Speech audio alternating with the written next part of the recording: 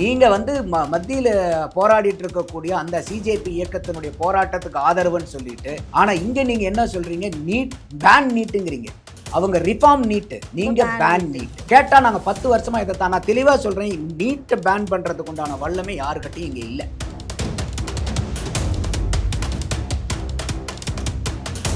CJP இந்த இளைஞர்களுடைய movement எந்த இடத்துலையும் நீட்டு வேண்டாம்னு சொல்லல. நீட்டில் இருக்கக்கூடிய குறைகளை நிவர்த்தி பண்ணுங்க, தேர்வு முறைகள்ல நீங்க சரி பண்ணுங்க. தர்மேந்திர பிரதான் அவர்கள் 1997ல பாரதிய ஜனதால இதே மாதிரி மாணவர் அமைப்பு ஒன்று இருக்கு, ஏபிவிபின்னு சொல்லுவாங்க, அகில பாரதிய வித்யார்த்த பரிஷத்தன். அதற்கு நேஷனல் செக்ரட்டரியா இருக்கார். அப்படி இருக்கக்கூடிய காலகட்டத்தில் 1997ல இதே ஒரிசா மாநிலத்தில் இதே மாதிரி எக்ஸாம் கொஸ்டின் பேப்பர் லீக் ஆனதுக்காக போராட்டம் நடத்துறார். போலீஸ் தடியடிக்கு உள்ளாக்கப்பட்டு 2-3 இடத்துல அவருக்கு எலும்பு முறிவு ஏற்பட்டது. இந்த நீட்டை ஒழிக்க போறோம் தான் கடந்த 10 வருஷமா பொய் பிரச்சாரம், பொய் அரசியல் தமிழ்நாட்டில் நடத்திக்கிட்டு வந்தது. மந்திர தந்திரம்லாம் தெரியும் அப்படின்னாங்க. இல்லைங்க, அப்பயே கூட அதிமுக காரங்க கேட்டாங்க, சரிங்க நீங்க தான் உங்களுக்கு ரகசியம் தெரியுங்கிறீங்க சொல்லுங்கன்னு கேட்டாங்க. நான்லாம் சொல்ல மாட்டேன், நான் ஆட்சிக்கு வந்த உடனே எப்படி கம்பு சுத்திரம் பாருங்க. நாங்க ஆட்சிக்கு வந்து 5 வருஷம் உட்காந்தீங்க, என்ன செஞ்சீங்க? இப்ப திருப்பி நாங்க நீட்டை எப்படி ஒழிக்க போறோம்? ஏங்க அப்ப இந்த 5 வருஷமா திமுக கோமால இருந்தீங்களா? தெரிவிக்க விரும்புகிறேன், விரைவில் தமிழ்நாட்டில் திராவிட முன்னேற்ற கழகத்துடைய ஆட்சி உதயமான உடனே இந்த நீட் தேர்வை சட்டப்படி ரத்து செய்கிற முயற்சிகளை நாங்கள் முழுமையாக ஈடுபடுவோம், அதை வெற்றி காண்போம் என்பதை நான் உறுதியோடு தெரிவித்துக் கொள்ள விரும்புகிறேன். உங்களை ஓட ஓட விரட்டுவோமே தவிர இங்க நீட் நடக்காது. இந்த நீட்டை கொண்டு வந்ததுக்கு அப்புறம் கவிதா 2020-21 இந்த 7.5% உள்ளொதுக்கீடுக்கு கீழே 436 பேர், 2021-22 544, 22-23 610, 23-24 650, 24-25 ஃபர்ஸ்ட் ரவுண்ட் வரைக்கும் 613 பேர். நீட் வந்ததுக்கு அப்புறமா அதிகரிச்சிருக்கு எண்ணிக்கை.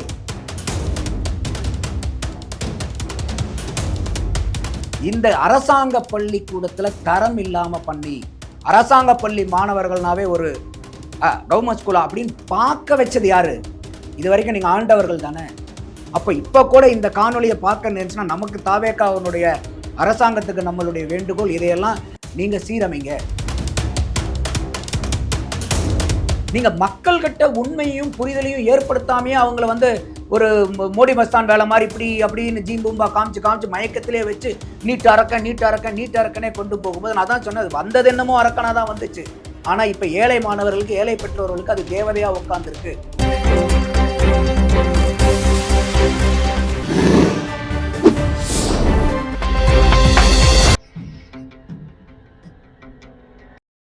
தமிழலை நேயர்களுக்கு வணக்கம்.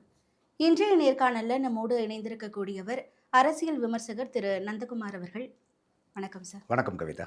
சார், டெல்லியில் கரப்பான் பூச்சி கட்சியால் தொடங்கப்பட்ட ஒரு சின்ன போராட்டம் இன்னைக்கு நாடு முழுவதும் பேசு பொருளாகி இருக்கு. இளைஞர்களுடைய போராட்டமாக மாறி இருக்குன்னே சொல்லலாம். அவங்க ஃபேர் நீட் வேணுன்றாங்க, இங்கே வந்து அப்படியே அதுக்கு மாறாக பேன் நீட் அப்படின்னு சொல்கிறாங்க. முதல்ல உங்ககிட்ட நான் கேட்க வேண்டியது என்னன்னா, முதல்ல நீட் கொண்டு வரப்பட்டதற்கான முதன்மையான நோக்கம் என்ன சார்? ஏன்னா அதுக்கு முன்னாடி மருத்துவ சேர்க்கையில் என்ன மாதிரியான குளறுபடிகள்லாம் இருந்துச்சு? இல்லை, மருத்துவ சேர்க்கைங்கிறது வந்து அவங்கவுங்க மாநிலத்துக்கு தகுந்த மாதிரி பண்ணிக்கிட்டு இருந்தாங்க. அதே மாதிரி நம்ம முதல்லலாம் பார்த்தோம், நான் வந்து அண்ணாமலை யூனிவர்சிட்டியில் படித்தேன். அப்போ வந்து பிஜி பண்ணேன். நாங்கள் அங்கே பண்ணும்போது அந்த மெடிக்கல் அட்மிஷன்னாவே நம்ம பார்க்கலாம், எல்லாம் பெட்டியோட கேஷில் வந்து நிற்பாங்க. அங்கே அட்மிஷன் ஆகிறது பூராமே பணத்தினுடைய அடிப்படையில் தான் அட்மிஷன் ஆகும். நான் சொல்கிறது வந்து பார்த்திங்கன்னா ஒரு 25 வருஷம் 30 வருஷத்துக்கு முன்னாடி டொனேஷன் இல்லாமல் யாருமே வந்து அட்மிஷனே ஆக முடியாது.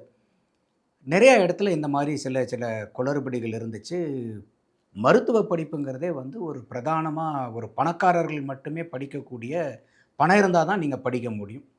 இல்லைன்னா ரொம்ப எக்ஸ்ட்ராடினரியான ஒரு குவாலிஃபிகேஷன் இருக்கணும். 12th மார்க்கில் 2006 வரைக்குமே வந்து நுழைவுத் தேர்வின் அடிப்படையில் தான் நடந்துச்சு. தமிழக அரசாங்கத்தினுடைய நுழைவுத் தேர்வு இருந்துச்சு. அதுக்கப்புறம் வந்து பார்த்திங்கனாக்கா அந்த நுழைவுத் தேர்வுகள் எல்லாம் நீக்கப்பட்டு 2016 வரைக்கும் 12வது மார்க்கை வச்சு அட்மிஷன் பண்ணாங்க. அதுக்கப்புறம் நமக்கு வந்து 2017லேருந்து, மற்ற இடத்துலலாம் 2016னா கூட நம்ம வந்து 1 வருஷம் 2 வருஷம் லேட்டாக தான் நம்ம ஃபஸ்ட்டு 1 வருஷம் அவங்களுக்கு வந்து எக்ஸெப்ஷன் கொடுத்துருந்தாங்க நமக்கு. அப்புறம் நம்ம 2017லேருந்து நம்ம நீட்டை வந்து இம்ப்ளிமெண்ட் பண்ண ஆரம்பித்தோம். அப்போ இது ஒரு மருத்துவங்கும் போது மத்திய அரசாங்கம் வந்து இது இவங்க நம்ம காங்கிரஸ் ஆட்சியிலேயே வந்து இது கொண்டு வரப்பட்டது. நீட்டுங்கிறது வந்து அங்க கொண்டு வரப்பட்டாங்க. அப்ப வந்து காங்கிரஸ்னுடைய மந்திரி சபையில வந்து திமுகவும் ஒரு அங்கமா இருந்துச்சு. அப்பதான் இந்த நீட்டுங்கிறதே வந்து முதல்ல கொண்டு வராங்க. இது தேசிய அளவுல இன்னைக்கு மருத்துவத்துறைங்கிறது வந்து பார்த்தீங்கன்னா, அன்னைக்கு வந்து ரொம்ப எண்ணிக்கை வந்து ரொம்ப கம்மியா இருந்துச்சு. இந்த கடந்த 14, 15 வருஷமா வந்து பார்த்தீங்கன்னாக்கா, மருத்துவக் கல்லூரிகளினுடைய எண்ணிக்கை அன்னைக்கு இருந்தத விட பல மடங்கு வந்து இன்னைக்கு வந்து அதிகரிச்சிருக்காங்க. இன்னும் குறிப்பா சொல்ல போனோம்னா, தமிழ்நாட்டிலயாகட்டும், இந்தியாவிலயாகட்டும் தனியார் மருத்துவக் கல்லூரிகள் தான் அதிகமா இருந்துச்சு. இன்னைக்கு தேதியில தான் நம்ம மாநிலத்திலேயாகட்டும், ஒட்டுமொத்த இந்தியாவிலயும் தனியார் மருத்துவக் கல்லூரிகள விட அரசாங்க அரசு மருத்துவக் கல்லூரிகள் அதிகமாயிருக்கு. அப்போ இது மத்திய அரசாங்கம் வந்து ஒட்டுமொத்தமா இந்த மருத்துவ படிப்ப வந்து ஏன்னா இந்த டாக்டர்ங்கிறது வந்து ரொம்ப நமக்கு வந்து ஒரு கல்வி, மருத்துவம் இது ரொம்ப இன்றியமையாதது. அப்ப வந்து அந்த மருத்துவத்த வந்து ஒரு ஆல் இண்டியா லெவல்ல வந்து ஒரு சீரமைப்பு கொண்டு வரணும். இது வந்து வெறும் பணக்காரர்கள் மட்டுமே படிக்கிற மாரி இருக்குது. அதனால இது சில மாற்றங்கள் கொண்டு வரணும்னு சொல்லிட்டு அந்த நீட் கொண்டு வராங்க. இது பல சட்ட போராட்டங்களுக்கெல்லாம் பண்ணதுக்கு அப்புறம் அது சுப்ரீம் கோர்ட்டினுடைய ஆர்டரின் பேர்ல எந்த மாநிலத்துக்கும் வந்து இதுல விதிவிலக்கு கிடையாது. எல்லாத்துக்கும் இது ஒரே மாரி தேர்வுங்கிறது நிர்ணயிக்கப்பட்டது சட்ட அடிப்படையில. இப்ப எந்த மாநிலமுமே வந்து எனக்கு நீட்டு வேண்டான்னு சொல்றதுக்கு வந்து முகாந்திரமே கிடையாது. சட்டத்திலயும் இல்ல. பல வழக்குகள் அந்த மாரி போட்டு கூட சுப்ரீம் கோர்ட் வந்து இல்ல, இல்ல நீட் வந்து இத கேன்சல் பண்ண முடியாதுன்னு அப்பீல்டு பண்ணிட்டாங்க ஜட்ஜ்மெண்ட்ட. ஸோ இது வந்து நீட்டினுடைய அடிப்படை. இப்ப நீங்க சொன்ன மாரி இன்னைக்கு ஒட்டுமொத்த இந்தியாவுல நடக்கக்கூடிய போராட்டமும், தமிழகத்திலுடைய தமிழ்நாடு நடக்கக்கூடிய போராட்டத்துக்கும் பெரிய வித்தியாசம் இருக்கு. அவங்க சிஜேபி நீங்க கரப்பான்பூச்சி கட்சினீங்க. அது கட்சி இல்ல. அது வந்து ஒரு மூவ்மெண்ட். மூமெண்ட். பேரு தான் வந்து காக்ரோச் ஜனதா பார்ட்டின்னு வச்சிருக்காங்களே ஒழிய, அது வந்து ஒரு தேர்தல் ஆணையத்தில பதிவு செய்யப்பட்ட ஒரு அரசியல் கட்சி அல்ல. அது வந்து சீஃப் ஜஸ்டிஸ் ஆஃப் இந்தியா வந்து இந்த மாரி வேலை இல்லாம சில பேர் இருக்கிறீங்க, காக்ரோச் மாரி இந்த மாரி பண்ணிட்டுருக்காங்கன்னு சொன்னதுனால, அதற்கு ஒரு எதிர்ப்பு குரலா ஏன்னா இளைஞர்களுக்கு ஜென்சிக்கு எப்பயுமே வந்து இந்த மாரி ஒரு எதிர்ப்பு மனநிலை, ஆன்டி எஸ்டாப்ளிஷ்மென்ட் நம்முடைய நிலைநிறுத்திக்கணுங்கிற ஒரு மனப்பான்மை உண்டு. அது வந்து தவறுதலான வார்த்தை தான் சீஃப் ஜஸ்டிஸ் பயன்படுத்தினதும். அப்ப அதற்கு ஒரு எதிர்ப்பு குரலா இது இந்த மே மாசம் தான் ஆரம்பிக்கப்படுது அது. ஆரம்பிக்கப்பட்டது. ஸோ அது ஆரம்பிக்கப்பட்டு அவங்களுடைய போராட்டத்தில இந்த நீட் வந்து இன்னைக்கு அவங்க 3 குறிக்கோள்கள் வைக்கிறாங்க. இந்த சிஜேபி வந்து ஆல் இண்டியா லெவல்ல இன்னைக்கு போராடும்போது ஜந்தர் மந்தர்ல போராடுறாங்க. போராடுறதுக்கும் அனுமதி வழங்கப்படுது. அவங்க வைக்கக்கூடிய பிரதானமான 3 கோரிக்கைகள் என்னன்னா, இந்த என்டிஏ நேஷனல் டெஸ்டிங் ஏஜென்சி அவங்க தான் வந்து இந்த தேர்வுகள் எல்லாம் நடத்துறவைங்க. அதுல நிறையா வந்து மாறுதல்கள கொண்டு வரணும். ரிஃபார்ம்ஸ கொண்டு வரணும். 2வது இந்த நீட் தேர்வு தள்ளி போனனால போன தடவ 2026லன்னா நெறைய பேர் வந்து சூசைட் பண்ணிக்கிட்டாங்க. அந்த சூசைட் பண்ண குடும்பங்களுக்கு வந்து ரூ. 1,00,00,000 1 கோடி நஷ்ட ஈடு தரணும். குடுக்கணும். அடுத்தது வந்து பார்த்தீங்கன்னாக்கா, தர்மேந்திர பிரதான் அவர்கள் ராஜினாமா செய்யணும். இது வந்து 3 கோரிக்கை. இந்த 3 இன்னைக்கு சிஜேபி நடத்தக்கூடிய போராட்டம் வந்து தார்மீகமானதானா? ஆமா தார்மீகமானது. இதுல எந்த மாற்று கருத்தும் இல்ல. அவங்க இளைஞர்கள், மாணவர்கள் எடுத்து நடத்தக்கூடிய போராட்டம் உண்மையாலுமே தகுதியான போராட்டம் தான். காரணம் என்னன்னு கேட்டீங்கன்னா, இதே பிரச்சனை தான் 2024லயும் இதே பேப்பர் லீக் பிரச்சனை வந்துச்சு. ராஜஸ்தான்ல வந்து லீக் ஆயிடுச்சுன்னு சொல்லிட்டு. அப்பயே வந்து சிபிஐ இன்வெஸ்டிகேஷன்லாம் போடப்படுது.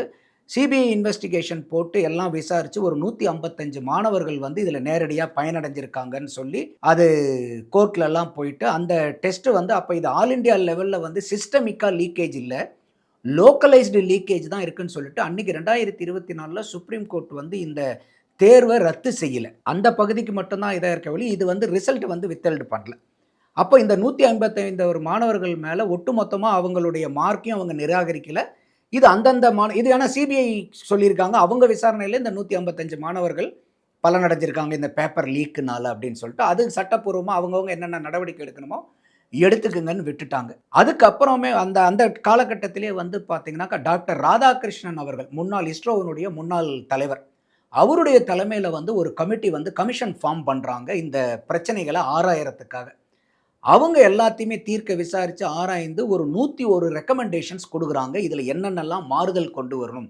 தேர்வுல என்ன மாறுதல் கொண்டு வரணும்? என்டிஏ அமைப்புல என்ன மாறுதல் கொண்டு வரணும்? லாஜிஸ்டிக்ஸ்ல என்ன மாறுதல் கொண்டு வரணும்? ஒரு 101 ரெக்கமெண்டேஷன்ஸ் குடுக்குறாங்க. அந்த 101 ரெக்கமெண்டேஷன் குடுத்ததனுடைய இன்றைய நிலைமை அதுல என்னங்கிறது தெரியாது. ஒரு சில ரெக்கமெண்டேஷன மட்டும் இம்ப்ளிமெண்ட் பண்ணாங்களே ஒழிய, பிரதானமான ரெக்கமெண்டேஷன்ஸ்லாம் வந்து இன்னும் இம்ப்ளிமெண்ட் செய்யப்படல. அடுத்தது வந்து பார்த்தீங்கன்னாக்கா, சரி அந்த பிரச்சனை தான் அப்படி அப்பயே வந்து ஒட்டுமொத்த இந்தியா லெவல்ல பிரச்சனைகள் பெருசாச்சு. அப்ப இந்த மாரிலாம் பண்றாங்கன்னோனே மக்கள் அமைதியானாங்க. இந்த 2026ல திருப்பி வந்து இன்னைக்கு கொஸ்டின் பேப்பரே லீக் ஆகி, இன்னைக்கு எக்ஸாமே வந்து கேன்சல் செய்யப்பட்டு ரீநீட் வச்சாங்க. ரிசல்ட்ஸும் வந்துருச்சு. ரிசல்ட்டும் வந்து இன்னைக்கு வந்து இருக்கு. இப்போ என்ன ஒரு கேள்வி சிஜேபி கேட்குறாங்கன்னா, ஏன் இந்த மாரி நடக்குது? இதுக்கு அக்கவுண்டபிலிட்டி யாரு? அப்ப இந்த தேர்வு முறையில மாற்றம் கொண்டு வரணுமா கட்டாயம்? அவங்க நீட் வேண்டான்னு சொல்லல. ரீஃபார்ம் ரொம்ப பண்ணணும்னு குறிப்பா நம்ம சொல்றாங்க. கவனிக்க வேண்டியது, உன்னிப்பா கவனிக்க வேண்டியது, சிஜேபி இந்த இளைஞர்களுடைய மூவ்மெண்ட் எந்த இடத்துலயும் நீட் வேண்டான்னு சொல்லல. நீட்டில் இருக்கக்கூடிய குறைகள நிவர்த்தி பண்ணுங்க. தேர்வு முறைகள்ல நீங்க சரி பண்ணுங்க. அந்த மாரி தான் பண்றாங்க. அதுல நமக்கு உடன்பாடு உண்டு. கட்டாயமா என்ன காரணம்னு கேட்டீங்கன்னா, உதாரணத்துக்கு ஒரு சின்ன புள்ளி சொல்லணும்னா, இன்னைக்கு வந்து இந்தியாவுல 22 ஷெட்யூல் லாங்குவேஜஸ் இருக்கு. அரசியல் கான்ஸ்டிடியூஷன்னால, அரசியல் அமைப்பினால அங்கீகரிக்கப்பட்ட மொழிகள். ஆனா, நீங்க தேர்வு இதுல எத்தனை மொழிகள் எழுதலாம் தெரியுமா? வெறும் 12 மொழிகள்ல தான் எழுத முடியும். அப்ப மீதி அந்த 10 மொழிகள் இருக்குல்ல, அதுல பாடம் படிக்கிறவன் எந்த மொழியில போய் தேர்வு எழுதும்? அப்ப 12வது வரைக்கும் ஒருத்தன் வந்து ஒரு தாய்மொழி மொழியில படிச்சுட்டு படிச்சுட்டு. அவன வந்து என்ட்ரன்ஸ் எக்ஸாம் நீ வந்து வேற இந்த 12 மொழியில ஏதோ ஒண்ண சூஸ் பண்ணிக்கோ, இல்லன்னா ஆங்கிலத்த சூஸ் பண்ணிக்கோன்னா, எப்படி எழுத முடியும் அவனால? அப்ப இது கட்டாயமா பண்ணணும். அடுத்தது இன்னைக்கு கோச்சிங் சென்டர். கோச்சிங் சென்டர் வந்து பயங்கரமான காசு பார்க்குறாங்கங்கிறது எல்லாத்துக்குமே தெரியும். இன்னைக்கு கல்விங்கிறது வந்து இன்னைக்கு மத்திய பட்டியல்ல இல்ல, மாநில பட்டியல்லையும் இல்ல, ஒத்திசைவு பட்டியல்ல இருக்கு. கன்கரண்ட் லிஸ்ட்ல இருக்கு. அப்ப அந்த கன்கரண்ட் லிஸ்ட்ல இருக்கும்போது, இன்னைக்கு இந்த மாரி கோச்சிங் சென்டர்னுடைய ஃபீஸ கட்டுப்படுத்தக்கூடிய ஆளுமை மாநில அரசாங்கத்துக்கும் உண்டு. அப்ப நீங்க இன்னைக்கு கோச்சிங் சென்டர் தமிழ்நாட்டுக்குள்ளார இருக்கிற கோச்சிங் சென்டர் இந்த மாரி நீட் கோச்சிங் சென்டருக்கு இவ்வளவு மேல ஃபீஸ் வந்து வசூலிக்க கூடாதுன்னு தாராளமா மாநில அரசாங்கமே சட்டம் போடலாம். ஏன் இதனால் வரைக்கும் இருந்த அரசாங்கங்கள் போடலன்னு தெரியல. அட்லீஸ்ட் இன்னைக்கு இருக்கக்கூடிய தாவேக அரசாங்கம்னாச்சும் இத பார்க்க நேர்ந்துச்சுன்னா, அதுல வந்து அவங்க கண்ட்ரோல் பண்ணலாம். அப்ப இந்த மாரி நெறைய குளறுபடிகள் இருக்கு. அதே மாரி இன்னைக்கு நீட்ட பொறுத்தவரைக்கும் முதல்லலாம் கூட நீங்க நம்பர் ஆஃப் அட்டெம்ப்ட்ஸ் லிமிட்டட். இப்ப நம்பர் ஆஃப் அட்டெம்ப்ட்ஸ் லிமிட்டட் கிடையாது. Unlimited attempts. நீங்க எவ்வளவு நாள் வேணாலும் ஏஜ் நீங்க ரெஸ்ட்ரிக்ஷனும் எழுதி நீங்க கிடையாது. பண்ணிக்கலாம். ஸோ அப்ப இந்த மாரிலாம் நெறைய அனுகூலங்களும் இருக்கு. ஸோ அப்ப வந்து இதுல மாறுதல் கொண்டு வர வேண்டியது நெறைய. ஏன்னா இன்னைக்கு வந்து பேப்பர் லீக் ஆகுது. இன்னைக்கு வந்து பிசிக்கல் பேப்பர். அப்ப அந்த டாக்டர் ராதாகிருஷ்ணன் கமிட்டி என்ன சொல்றாங்கன்னா, சிபிடி கொண்டு வாங்க. கம்ப்யூட்டர் பேஸ்டு டெஸ்ட் கொண்டு வாங்க. அப்ப இது வந்து என்கிரிப்டட். அப்ப இந்த என்கிரிப்டட் கொஸ்டின்ஸ் பேப்பர் அனுப்பும்போது, இது நீங்க கொஸ்டின் பேப்பர் ஒரு இடத்துல இருந்து ஒரு இடத்துக்கு அனுப்ப வேண்டியதில்ல. பிசிக்கலா. நீங்க அத என்கிரிப்ட் பண்ணி தான் நாம வந்து இங்க படிக்க முடியும். நடுவுல யாருமே ஒண்ணும் பண்ண முடியாது. இப்போ உதாரணத்துக்கு வாட்ஸ்அப் மெசேஜ், என்கிரிப்டட் மெசேஜ்ன்பாங்க. நான் அனுப்புற மெசேஜ் வந்து நீங்க தான் என்கிரிப்ட் பண்ண முடியும். நடுவுல யாரும் அதை பண்ண என்கிரிப்ட் முடியாது. பண்ணி டீகோட் பண்ணி படிக்க முடியாது. ஸோ அப்ப அந்த மாரி நெறைய ரெக்கமெண்டேஷன்ஸ், அருமையான ரெக்கமெண்டேஷன்ஸ்லாம் டாக்டர் ராதாகிருஷ்ணன் கமிட்டி குடுத்திருக்காங்க. ஸோ அதை எல்லாமே இம்ப்ளிமெண்ட் பண்ணாம, நீங்க இன்னைக்கு 2026ல கொஸ்டின் பேப்பர் வந்து லீக் ஆகுது. நீங்க எக்ஸாம வந்து நீங்க ஓகே நீங்க வந்து தள்ளுபடி பண்ணிட்டு, எக்ஸாம கேன்சல் பண்ணிட்டு இன்னொரு எக்ஸாம் வைக்கிறீங்கன்னா, இதுக்கு யாரு பொறுப்பேத்துக்கிறது? இன்னைக்கு நீங்க தேர்வு எழுத மாணவர்களுடைய எண்ணிக்கை பார்த்தீங்கன்னா, 2024ல 23.33 லட்சம் மாணவர்கள் ஆல் இந்தியாவுல நீட் தேர்வு எழுதுனாங்க. 25ல அது 22 லட்சமா குறையுது. இப்ப முடிஞ்ச 2026ல ரீநீட்ல வெறும் 19.99 லட்சம் மாணவர்கள் தான் எழுதுறாங்க. அப்ப 23.33 லட்சம் மாணவர்கள் எழுதின இடத்துல இன்னைக்கு 20 லட்சம் மாணவர்கள் தான் தேர்வு எழுதுறாங்க. அன்னைக்கு இருந்ததை விட இன்னைக்கு மாணவர்களுடைய எண்ணிக்கை அதிகம். அதிகம். ஆனா தேர்வு எழுதினவங்க கம்மி. காரணம் என்னன்னா, நீங்க இப்ப நீட்ல தேர்வுல நடந்த குறைபாடுகள். அப்ப இதெல்லாம் சரி பண்ணணும். ஏற்கனவே இது நடந்து, இப்பயும் இது நடக்கும்போது தான் அவங்க வந்து இதுக்கு மாறுதல் கொண்டு வரணுங்கிறது கட்டாயம். அது நியாயமான கோரிக்கை. தர்மேந்திர பிரதானுடைய ராஜினாமா. அப்போ அன்னைக்கும் 2024ல நடந்து திருப்பி இப்ப நடத்தும்போது, நீங்க வெறும் அதிகாரிகள் மட்டத்துல மட்டும் நடவடிக்கை எடுத்தீங்கன்னா, மந்திரிக்குன்னு ஒரு பொறுப்பு இருக்கா இல்லையா? அப்ப அந்த பொறுப்பு அவங்க என்ன சொல்றாங்க? நீங்க ராஜினாமா பண்ணுங்க. பொறுப்பேத்துக்குங்க. அதிகாரி இப்போ அன்னைக்கு வந்து 2024ல கவிதா இந்த பிரச்சனை நடந்தம்போது, அதுல வந்து டைரக்டர் ஜெனரலா இருக்கார் ஒருத்தர். சுபோத்ன்னு அவருடைய பேர். அப்ப வந்து அவர என்ன பண்றாங்க, ஆஃபீசர் ஆன் ஸ்பெஷல் டியூட்டின்னு வேற டிபார்ட்மென்ட்க்கு, personnel and department and training டிபார்ட்மென்ட்க்கு மாத்துறாங்க. இன்னைக்கு அவரு ஃபுட் சப்ளைஸ்ல வந்து செக்ரட்டரி டூ இந்தியா இப்ப அவரு. அன்னைக்கு அவர் 2 வருஷத்துக்கு முன்னாடி அந்த என்டிஏ ஏஜென்சிக்கு டைரக்டர் ஜெனரலா இருந்தத விட, இன்னைக்கு அதிக பவர்ல உட்கார்ந்திருக்கார். எப்படி அது சாத்தியமாகும் சார்? அப்போ இன்னைக்கு நீங்க ஐஏஎஸ்ல எடுத்துட்டீங்கன்னா, கேபினெட் செக்ரட்டரிங்கிறது தான் உச்சபட்ச பதவி. அதுக்கு அடுத்தது secretary to government of India. இன்னைக்கு வந்து அதே சுபோத் அவர்கள் அன்னைக்கு என்டிஏ ஏஜென்சியில இருந்து இடத்த சரியா இது பண்ணாதனால இடமாற்றப்பட்டவர். இன்னைக்கு அன்னைக்கு இருந்ததை விட இன்னைக்கு அதீதமான பவர்ஃபுல்லான பொசிஷன்ல உட்கார்ந்து இருக்கும்போது எந்த இடத்துல நடவடிக்கை இருக்குது. இது நம்ம சிம்பிளாக சொல்லணுன்னாக்கா, நம்ம தூத்துக்குடி துப்பாக்கி சூடில் நடந்தபோது சில அதிகாரிகள் மேலே குற்றச்சாட்டு வந்து சொல்லப்பட்டது. அதே அதிகாரிகளுக்கு பதவி உயர்வு கொடுத்தது பட்டு பாருங்க, அந்த மாதிரி இது. அப்போ இந்த அதிகாரிகள் மட்டத்தில் மட்டும் நீங்கள் என்ன பண்ணியிருக்கீங்க? அப்போ நீங்கள் இதை ராஜினாமா பண்ணணும். இதே இன்னொன்று தர்மேந்திர பிரதான் அவர்கள் 1997ல் பாரதிய ஜனதாவில் இதே மாதிரி மாணவர் அமைப்பு ஒன்று இருக்குது, ABVPன்னு சொல்லுவாங்க, அகில பாரதிய வித்யார்த்த பரிஷத்தன். அதற்கு நேஷனல் செக்ரட்டரியாக இருக்கார். அப்படி இருக்கக்கூடிய காலகட்டத்தில் 1997ல் இதே ஒரிசா மாநிலத்தில் இதே மாதிரி எக்ஸாம் கொஷின் பேப்பர் லீக் ஆனதுக்காக போராட்டம் நடத்துகிறார். ஒரு 1500 பேர்த்த சேர்த்துக்கிட்டு போராட்டம் நடத்தி போலீஸ் தடியடிக்கு உள்ளாக்கப்பட்டு 2-3 இடத்துல அவருக்கு எலும்பு முறிவு ஏற்பட்டது. அப்படி இருக்கிறவருக்கு மாணவர்களுடைய போராட்டம் பத்தி தெரிஞ்சிருக்கணும்ல. அப்போ ஒரு கொஷின் எதிர்வினையும் ஆற்றல் உங்களுக்கு எனக்கும் புரியலன்னா பரவாயில்ல, போராடி எலும்பு உடைச்சுக்கிட்டவருக்கு ஒரு கொஷின் பேப்பர் லீக் ஆனால் அந்த மாணவனுடைய எதிர்காலம், ஒரு மனநிலை, அந்த மாணவனுக்கு மட்டும் இல்லை, அந்த குடும்பத்தை சார்ந்த உறுப்பினர்கள். ஏன்னா இன்னைக்கு நம்மளுடைய இந்திய கலாச்சாரத்திலே குடும்பமே என்ன ஆயிடுச்சுன்னா, இந்த பையன் வாழ்க்கை பொண்ணு வாழ்க்கைங்கிறதா பெற்றவங்க அத்தனை குடும்பத்தையும் அவங்க அர்ப்பணிக்கிறாங்க. அப்போ இது மாணவனை மட்டும் இல்லை, மாணவன் சார்ந்த குடும்பத்தையும் பாதிக்குது. இது வேறு யாருக்கும் புரியலன்னா பகிர வழக்கு வைத்தா தர்மேந்திர பிரதானுக்கு புரிய வேண்டாமா? அப்போ நீங்கள் ஒரு ராஜினாமா பண்ணுங்கன்னு சேர்ந்து கேட்கறதுல என்ன தார்மீகம்? சரிங்க, நீங்கள் அப்படி என்னங்க வருது? தர்மேந்திர பிரதானை விட்டா இன்னைக்கு கல்வித்துறையை மேனேஜ் பண்ணுறதுக்கு பாரதிய ஜனதா கட்சியில் ஆட்களே இல்லையா? இதுக்கு முன்னாடி பெட்ரோலியம் துறை அமைச்சராக இருந்தார்ல, சரிங்க, நீங்கள் ராஜினாமா, அவரை தூக்க கூட வேண்டாங்க மினிஸ்ட்ரியிலிருந்து, துறையை மாற்றக்கூடாதா? அவரை ஒரு பொறுப்பு எடுத்துக்கிட்டு, இல்லை இது இந்த மாதிரி குளறுபடி நடந்தனால தர்மேந்திர பிரதானை நாங்கள் வேற இலாக்காக்கு மாற்றுறோம், ஏதோ ஒன்று நீங்கள் முன்னேற்பாடாக நீங்கள் எடுக்கணும்ல. ஐயா பிரதம மந்திரி ஐயா மோடி அவர்கள் கூட இப்போ வந்து என்ன சொல்றாரு, நாங்கள் ஃபாஸ்ட் ட்ராக் போட்டு வைக்கிறோம், எல்லாத்தையுமே பண்றோன்றாரு. இது காலம் கடந்த நடவடிக்கை. ஒரு மாத போராட்டத்துக்கு அப்புறம் இது நாள் வரைக்கும் நீங்க ஏன் ஆரம்பத்திலேயே இந்த நடவடிக்கை எடுத்திருந்தீங்கன்னா நமக்கு வந்து இருக்கும். இவ்வளவு முத்தி போனதுக்கு அப்புறம் இப்போ அவங்க கேட்கறது வந்து இல்ல தர்மேந்திர பிரதான ராஜினாமா பண்ண சொல்லுங்க. அதுவும் நியாயமான கோரிக்கை. 2வது கோரிக்கை, இல்லையா நீங்க திலாக்காவனாச்சுக்கு மாத்துங்க, நாங்க ஒண்ணுமே மாற்ற மாட்டோம், எதுவுமே செய்ய மாட்டோம், அப்படியே நாங்க வச்சிருப்போம்னா எதுக்கு? எனக்கு பெட்டர் மாஸ் லைட்டே தான் வேணுமா அப்படின்னு ஒரு பணம், அது எதுக்கு? அதை பிடிவாதம் எதுக்கு? அடுத்தது 3வது வந்து இறந்த குடும்பத்துக்கு 1 கோடி ரூபாய் நஷ்டஈடு. இதுல எனக்கு உடன்பாடு இல்லை. சிஜேபி கேட்குறாங்க, எனக்கு உடன்பாடு இல்லை. காரணம் என்னன்னு கேட்டிங்கன்னா, இதே வந்து தமிழ்நாட்டில் நீட்டு தற்கொலை நடந்துக்கிட்டு இருந்தபோது கட்சிங்க போய் போட்டி போட்டுக்கிட்டு நீ அதிகமாக கொடுக்குறியா நான் அதிகமாக கொடுக்குறான்னு போய் காசை கொடுத்துக்கிட்டு இருந்தாங்க. அப்போ நம்மளுடைய சென்னை உயர்நீதிமன்றம் கட்சிகளெல்லாம் கண்டிச்சுது.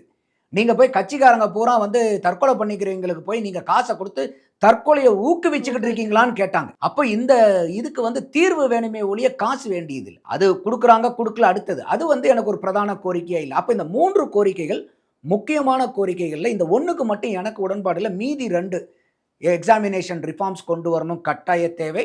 அதே மாதிரி தர்மேந்திர பிரதான் வந்து ராஜினாமா பண்ணணும், கட்டாயம். இல்லையா கூட இலாக்காவை மாற்றுங்க, கல்வித்துறையில் வச்சிருக்காதீங்க, மாற்றுங்கிறது. இது வந்து அப்போ தான் ஐயா மோடி அவர்கள் இன்னைக்கு வந்து சொல்கிறதுல அவர் சீரியஸாக சொல்கிறாரு.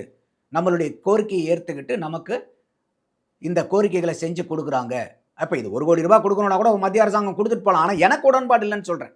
அப்போ நாங்கள் எதுவுமே பண்ண மாட்டோம், நாங்கள் ஃபாஸ்ட் ட்ராக், நீங்கள் இந்த 3 கோரிக்கையில் ஒன்றுமே பண்ண மாட்டோம், ஃபாஸ்ட் ட்ராக் கோர்ட் மட்டும் வைக்கிறோம்னா அப்புறம் பேச்சுவார்த்தைங்கிறது எதுக்கு? அப்போ இது வந்து சிஜேபி வைக்கக்கூடியது நியாயமான கோரிக்கைகள். அதை வந்து மத்திய அரசாங்கம் ஏற்கணும். அப்படியே நீங்க அங்க கட் பண்ணிட்டீங்க, தமிழ்நாட்டுக்கு ஓபன் பண்ணீங்கன்னா இங்க பிரச்சனையே இவங்க வேற மாதிரி மாத்துறாங்க. பேன் பண்ணணும் அப்படின்னு சொல்றாங்க. நீங்க வந்து மத்தியில போராடிட்டு இருக்கக்கூடிய அந்த சிஜேபி இயக்கத்தினுடைய போராட்டத்துக்கு ஆதரவுன்னு சொல்லிட்டு, ஆனா இங்க நீங்க என்ன சொல்றீங்க? நீட் பேன் நீட்டுங்கிறீங்க. அவங்க ரிஃபார்ம் நீட்டு, நீங்க பேன் நீட். கேட்டா நாங்க 10 வருஷமா இதை தான் நான் தெளிவா சொல்றேன். நீட்டை பேன் பண்றதுக்கு உண்டான வல்லமை யாருக்கிட்டையும் இங்க இல்லை. கான்ஸ்டிடியூஷனலாக அது மாற்றினாதானே ஒழிய, ஏன்னா இது சுப்ரீம் கோர்ட் ஆர்டரின் பிரகாரம் இது வந்திருக்குது, யாருமே இல்லை. இந்த நீட்டை ஒழிக்க போகிறோம் தான் கடந்த 10 வருஷமா பொய் பிரச்சாரம், பொய் அரசியல் தமிழ்நாட்டில் நடத்திக்கிட்டு வந்தது. 2021ல் நீட்டை ஒழிக்கிறதுக்கான ரகசியம் எனக்கு தெரியும் அப்படின்னு மந்திர தந்திரம்லாம் தெரியும் அப்படின்னாங்க. இல்லைங்க, அப்பயே கூட அதிமுக காரங்க கேட்டாங்க, சரிங்க நீங்க தான் உங்களுக்கு ரகசியம் தெரியுங்கிறீங்களே சொல்லுங்கன்னு கேட்டாங்க. நான்லாம் சொல்ல மாட்டேன், நான் ஆட்சிக்கு வந்த உடனே எப்படி கம்பு சுத்திரம் பாருங்க. நாங்க ஆட்சிக்கு வந்து 5 வருஷம் உட்காந்தீங்க, என்ன செஞ்சீங்க? இப்ப வந்து போராடுவோம், இப்ப திருப்பி நாங்க நீட்டை எப்படி ஒழிக்க பாருங்க. ஏங்க அப்ப இந்த 5 வருஷமா திமுக கோமால இருந்தீங்களா? அப்போ மக்களை திருப்பி முட்டாளாக்கிட்டு இருக்காதீங்க. மக்கள் ஏமாறத்துக்கு தயாரா இல்லை. சரி, அடுத்த கேள்விக்கு வருவோம். சரி, நீங்க நீட்டை ஏன் சார் ஒழிக்கணும்னு நினைக்கிறீங்க அப்படின்னு கேட்டா, இல்லை இது வந்து அரசாங்க பள்ளி மாணவர்களுக்கு, ஏழை மாணவர்களுக்கு வஞ்சிக்கக்கூடியது, துரோகம் விளைவிக்கக்கூடியது, ஏழை மாணவர்களுக்கு எட்டா கனி ஆயிருச்சு மருத்துவ படிப்பு. கரெக்டா? இதுதான் இவங்களுடைய தமிழ்நாட்டினுடைய இந்த நீட்டு எதிர்ப்புங்கிற பேர்ல போலி போராளிகளுடைய கோஷம். இப்பதான் அரசு பள்ளிகளின் தரத்தை உயர்த்துறதை தானே சார் பார்க்கணும். இல்லைங்க, அதை கூட நீங்க விடுங்க. இப்போ இந்த நீட்டை வந்தது என்னமோ அரக்கனா வந்துச்சு. ஆனா எடப்பாடியார் அவர்கள் இந்த கல்வி கன்கரண்ட் லிஸ்ட்னு சொன்னோம் பாருங்க, அந்த கன்கரண்ட் லிஸ்ட்ல மாநிலத்துக்கும் அதிகாரம் இருக்குங்கிறத உணர்ந்துட்டு அன்னைக்கு என்ன பண்றாரு ஐயா எடப்பாடியார் அவர்கள் வந்து முன்னாள் நீதியரசர் கலையரசன் கமிட்டின்னு ஒன்று ஃபார்ம் பண்றார். அந்த கமிட்டி வந்து எல்லாத்தையும் பண்ணிட்டு அவங்க வந்து அரசாங்க பள்ளி மாணவர்களுக்கு உள்ளொதுக்கீடா 10% கொடுங்கன்னு சொல்லி ரெக்கமெண்டேஷன் பண்ணிச்சு. ஐயா எடப்பாடியார் கொண்டு வந்தது 7.5%. அப்போ இந்த கமிட்டி 7.5%, இது ஒரு பக்கம் இப்போ இருக்கட்டும். இந்த நீட்டு வரும்போது நான் அனிதா தற்கொலை மரணத்துக்கு அனிதாவுடைய நேரில் அவங்க வீட்டுக்கு நேரில் போய் அவருடைய பூத உடலுக்கு மாலை போட்டுட்டு வந்த ஆள் நான் வெளியே உட்காந்து சும்மா பேசல. அவங்க வீட்டுக்கு போயிட்டு அவருடைய பூத உடலுக்கு மாலை போட்டு அஞ்சலி செலுத்திட்டு வந்த ஆள் நான். அன்னைக்கு நான் நீட்டை எதிர்த்தும் கட்டுரை எழுதினேன். ஏன்னா அன்னைக்கு நீட்டை நம்ம எதிர்த்ததுக்கு காரணம் நம்ம பள்ளிக்கு மாநில மாணவர்கள் மாநில பாடத்திட்டத்தின் கீழே படிக்கிறாங்க. ஆனால் நீங்கள் கேள்வி கேட்டது NCERT சிலபஸ்ல இருந்து நீங்கள் கேட்டிருந்தீங்க. அப்போ நான் இன்னைக்கு வரைக்கும் நான் கபடி விளையாட்டு வீரன். என்னைய வந்து திடீர்னு கொண்டாந்து நீ ஃபுட்பால் விளையாடுன்னு விட்டீங்கன்னா நான் எப்படி விளையாட முடியும்? நான் கபடி வச்சிங்கன்னா நான் கபடியில் சாம்பியன் ஆவேன். ஏன்னா நான் கபடி போட்டி ப்ராக்டிஸ் பண்ணிருக்கிறாள். நீ திடீர்னு ஃபுட்பாலில் கொண்டு போய் விட்டுட்டு உனக்கு விளையாட தெரியலன்னா என்ன அர்த்தம்? அதே மாதிரி வந்து பார்த்தீங்கன்னா அன்னைக்கு ஒரு குறிப்பிட்ட மொழிகளில் மட்டும்தான் எழுதலாம். இன்னைக்கு நாச்சுக்கு ஸ்கெடியூல் லாங்குவேஜ் 12, அன்னைக்கு இந்த 12 மொழிகள் கூட கிடையாது, பாடத்திட்டங்கள் வந்து இல்லை. அப்போ அன்னைக்கு இன்னைக்கு ஐயா செங்கோட்டையன் அமைச்சராக இருக்கார் பாருங்க, அன்னைக்கு அதிமுகவில் அவர் கல்வி அமைச்சர். அவர் பேட்டி கொடுக்குறார். என்ன பேட்டி கொடுக்குறாரு? 10வது 12வது வகுப்புகள் கடந்த 12 வருஷமா பாடத்திட்டத்தையே மாத்தல. நீங்க சாதாரணமா ஒரு மொபைல் போன் வச்சிருக்கீங்க, எத்தனை வருஷத்துக்கு ஒரு தடவை மாத்துறீங்க? ஒரு 3 வருஷம். 3 வருஷம். அது கூட இப்ப மாத்த 2 வருஷத்துல கூட மாத்திடுறாங்க. ஒரு 2 வீலர் வச்சிருக்காங்க, எத்தனை வருஷத்துக்கு ஒரு தடவை மாத்துறாங்க? ஒரு காரு எத்தனை வருஷத்துக்கு ஒரு தடவை மாத்துறாங்க? இப்படி நீங்க பயன்படுத்தக்கூடிய பொருளையே 10 வருஷம் 12 வருஷம் வச்சிருக்கிறது இல்லை. மனிதனுடைய சிந்தனையை அறிவாற்றலை பெருக்கக்கூடிய பாடத்திட்டத்தை 10வது 12வது பாடத்தை 12 வருஷமா தமிழ்நாடு அரசாங்கம் மாற்றாம வச்சிருந்து. இது ஐயா செங்கோட்டையன் அன்னைக்கு அதிமுக கல்வி அமைச்சராக இருக்கிறவர் இது சொன்னது. இதை புரிஞ்சுக்கிட்டு இதை பாடத்திட்டத்தை மாத்துறாங்க. பாடத்திட்டத்தை மாத்தின அடுத்த வருஷமே அந்த நீட்ல கேட்கப்பட்ட கேள்விகள்ல 97% கேள்விகள் மாநில பாடத்திட்டத்திலிருந்து கேட்கப்படுது அடுத்ததுல. அப்போ கூட வந்து பார்த்தீங்கன்னா ஆரம்பத்தில் வந்து 8 பேர் 9 பேர் இப்படி தான் குறைஞ்ச எண்ணிக்கையில் தான் அட்மிஷன் ஆகுறாங்க. அடுத்தது இப்போ நீட்டு 7.5% கொண்டு வந்தாங்க பாருங்க. இந்த 7.5% தான் இந்த கலையரசன் கமிட்டி ஐயா அவர்களுடைய கமிட்டியை போட்டு 10 வருஷம். இப்போ எல்லாருமே என்ன சொல்றாங்கன்னா, ஏழை மாணவர்கள் வந்து இந்த நீட்டு வரதுக்கு முன்னாடி கொத்து கொத்தா சாரையா அரசாங்க பள்ளியிலிருந்து போய் மருத்துவர்களாகிட்டே இருந்தாங்க. இப்ப நீட்டு வந்தனால தான் வந்து மருத்துவர்களே ஆக முடியலன்னு ஒரு அப்பட்டமான பொய் பிரச்சாரத்தை பண்ணிக்கிட்டு இருக்காங்க. உண்மை இல்லது. ஒரு RTI தகவல் போடுறாங்க. 2006 இருந்து 2016 வரைக்கும் நீட்டுக்கு முன்னாடி அந்த 10 ஆண்டுகள்ல கல்வி ஆண்டுகள்ல எத்தனை பேர் வந்து பார்த்தீங்கன்னாக்கா இந்த மருத்துவக் கல்லூரிக்கு போய் சேர்ந்ததுன்னு வந்து ஒரு RTI வந்து கேட்கப்படுது. இந்த ரிப்போர்ட் எதில் வருது அப்படின்னு கேட்டிங்கனாக்கா, தி நியூ இந்தியன் எக்ஸ்பிரஸ்ங்கிற ஒரு பேப்பரில் இந்த செய்தி வந்து வருது. இந்த செய்தி வந்த தேதி வந்து பார்த்தீங்கன்னாக்கா 18 பிப்ரவரி 2017. இதில் வந்து அந்த RTIயில் போது அவங்க சொல்லக்கூடியது என்னன்னா, அந்த கடந்த 10 ஆண்டுகளில் அரசாங்க மருத்துவக் கல்லூரிகளில் மட்டும் 29,925 மாணவர்கள் அட்மிஷன் நடந்திருக்கு. அதில் அரசாங்க பள்ளியில் படித்த மாணவர்களுடைய எண்ணிக்கை 213 பேர் தான். எத்தனை வருஷத்துக்கு? 10 வருஷத்துக்கு. தனியார் கல்லூரியில் 6,132 சீட்டு. அதில் 65 பேர் தான் அரசாங்க பள்ளியில் படிச்சுட்டு போய் சேர்ந்தீங்க. அப்போ ஒட்டு மொத்தமாக அந்த 10 வருஷத்தில் 213 + 65 278 பேர் தான். சதவீதத்தில் பார்த்தீங்கன்னா வெறும் 0.77%. 278 மாணவர்கள் தான் 10 வருஷத்துல அரசாங்க பள்ளியிலிருந்து மருத்துவக் கல்லூரி, அது அரசாங்க கல்லூரியோ தனியார் கல்லூரியோ. அப்போ 10 வருஷத்துக்கு 278 மாணவர்கள்னா கவிதா, வருஷத்துக்கு எத்தனை பேர்? 28 பேர்.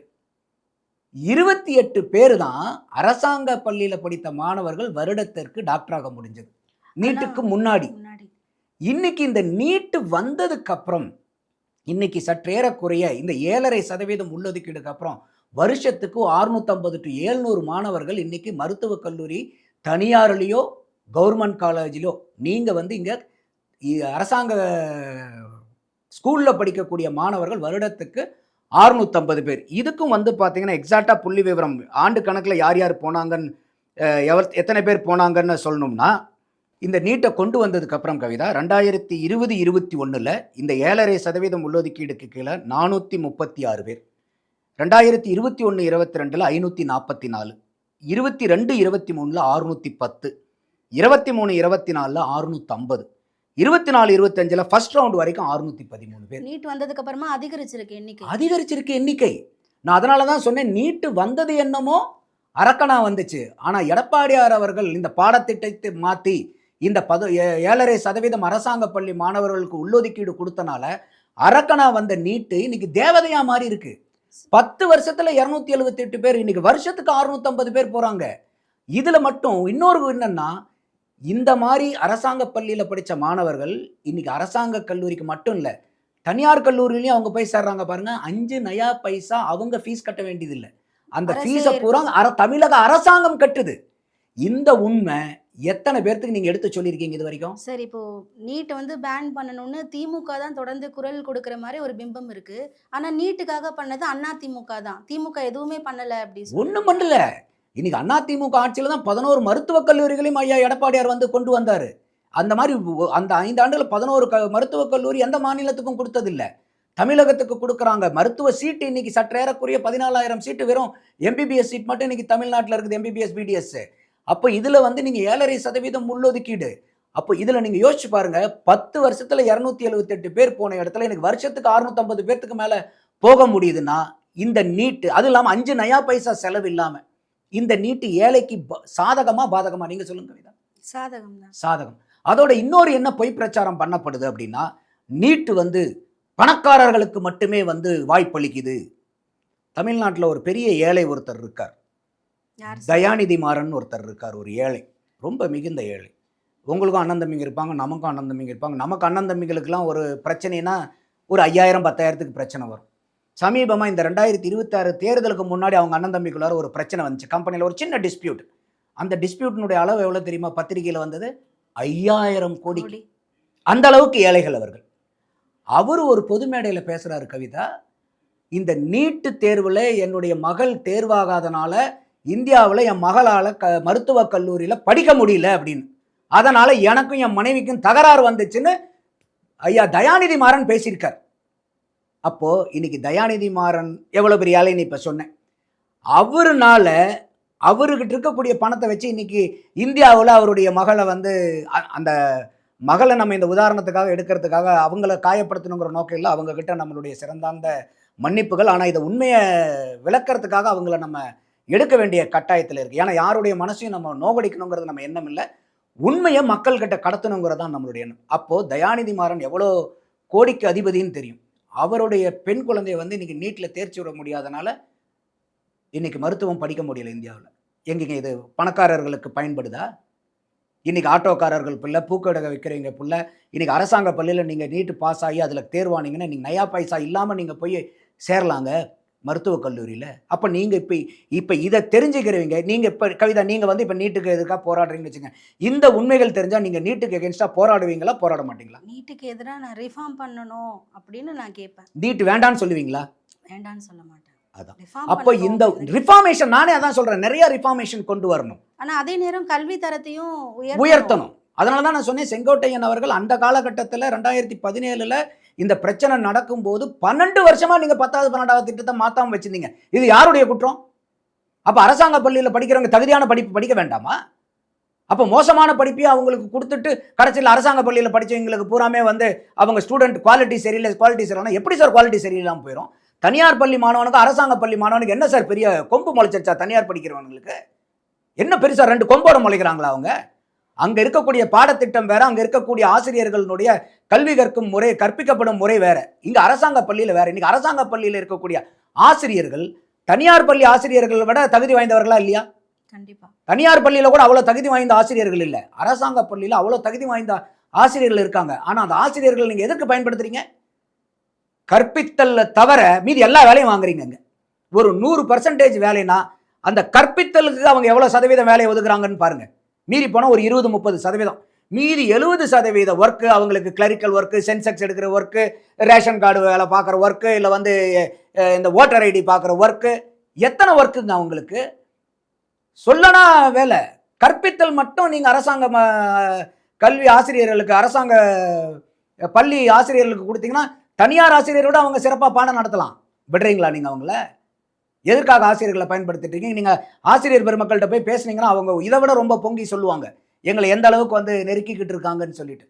அப்போ இந்த அரசாங்க பள்ளிக்கூடத்தில் தரம் இல்லாமல் பண்ணி, அரசாங்க பள்ளி மாணவர்கள்னாவே ஒரு கவர்மெண்ட் ஸ்கூலா அப்படின்னு பார்க்க வச்சது யாரு? இது வரைக்கும் நீங்கள் ஆண்டவர்கள் தானே.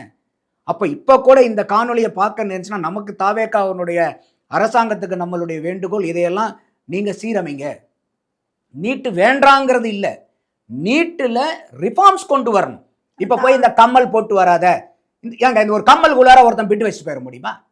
அதை தான் அவங்க சொல்கிறாங்க, கம்ப்யூட்டர் பேஸ்டு நீங்கள் டெஸ்ட் வச்சிங்கன்னா எப்படி கம்மலுக்குள்ளார வரும்? அவங்க போய் கம்ப்யூட்டர் சிஸ்டம் இருப்பான். ஒன்றும் இல்லைங்க. இப்போ பாருங்கள், சமீபத்தில் யூனிஃபார்ம் போட்டு அந்த ரீ எக்ஸாம் எழுத போகிறாங்க. யூனிஃபார்ம் வந்து அந்த பள்ளியில் வந்து ஒரு ஓவர் கோட் இருக்குது.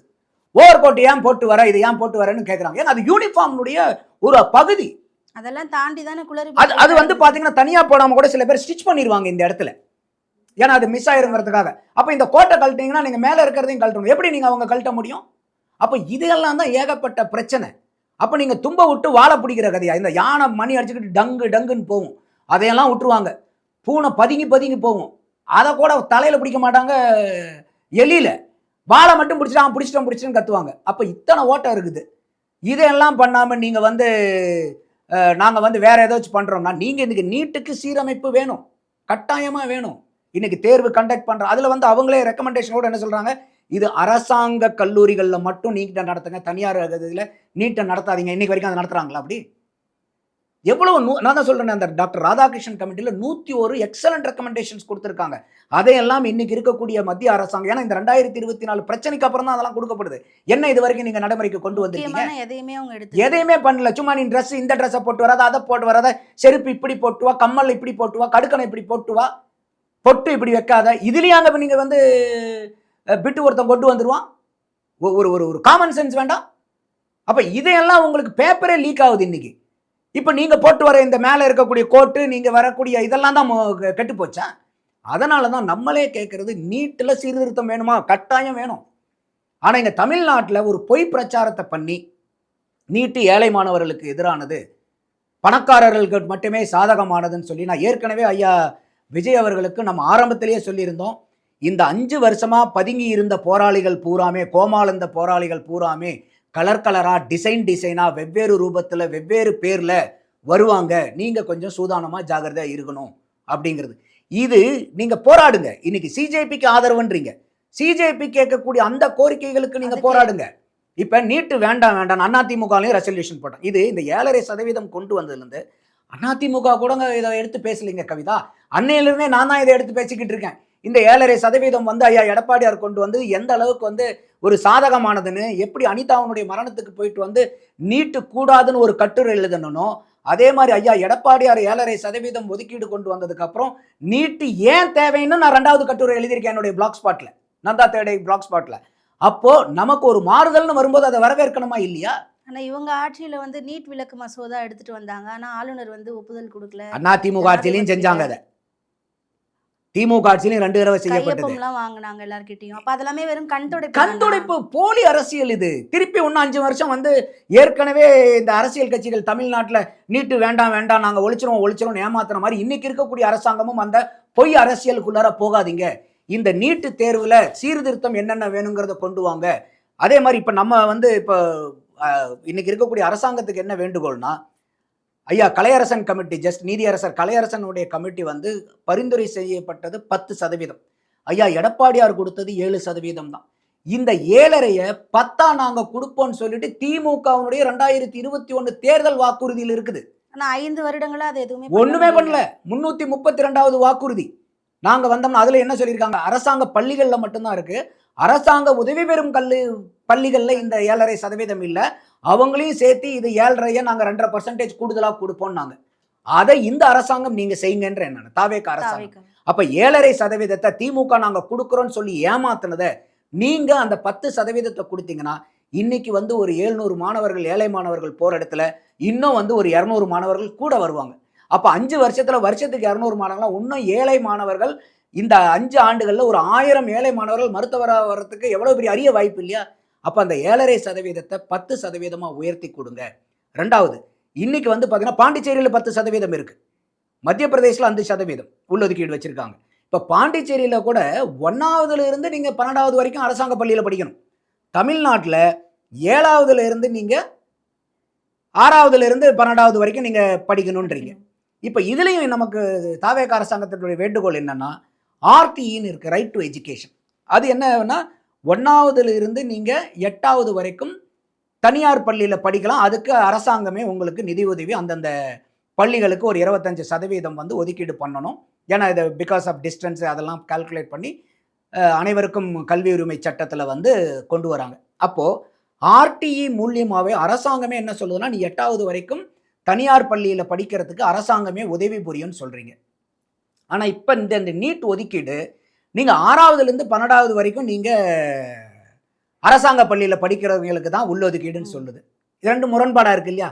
அப்போ நம்ம இன்னைக்கு இருக்கக்கூடிய தாவேக அரசாங்கம் என்னத்தை பார்க்கணும், நம்ம வேண்டுகோள் வைக்கிறோம்னா, ஆர்டிஇலே 8ஆவது வரைக்குமே நீங்கள் தனியார் பள்ளியில் படிக்கலாம்னு சட்டமே இருக்கும்போது இந்த 6ஆவதுலேருந்து 12ஆவது வரைக்கும் அரசாங்க பள்ளியில் படித்தா தான் 7.5% உள்ளொதுக்கீடுங்கிறத மாற்றி 9ஆவதுலேருந்து 12ஆவது வரைக்கும் அரசாங்க பள்ளியில் படிக்கிறவங்களுக்கு 7.5% நாங்கள் கொடுப்போங்கிறத மாற்றி கொண்டு வாங்க.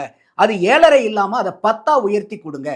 அப்ப இது எவ்வளவு பெரிய மாறுதலை வந்து உங்களுக்கு கொடுக்கும் இல்லையா? ஆனா தாவேக அரசுமே வந்து பேன் நீட்டு தானே வலியுறுத்தி இருந்தாங்க. அதைத்தான் நான் சொல்ல வரேன். திருப்பி இந்த மாதிரி வந்து செய்ய முடியாத ஒண்ணு நீங்களும் சொல்லாதீங்க. இன்னைக்கு மக்கள் கிட்ட உங்க மேல அபரிமிதமான நம்பிக்கை இருக்கு.